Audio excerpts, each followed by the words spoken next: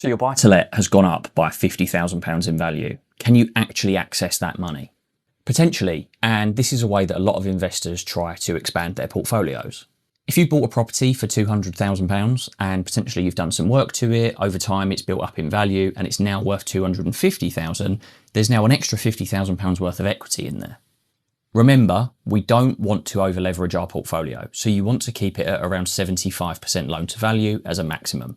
That means you can borrow 37,500 of that 50,000 gained to keep it in those safety limits.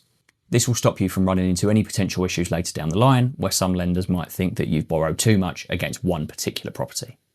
One thing to be cautious of is that a lot of lenders see additional borrowing as quite risky. Sometimes they won't quite let you borrow the full amount of up to 75% loan to value again, and they're going to have a tough time lending you those additional funds. So don't take it for granted that you're going to be able to access that money.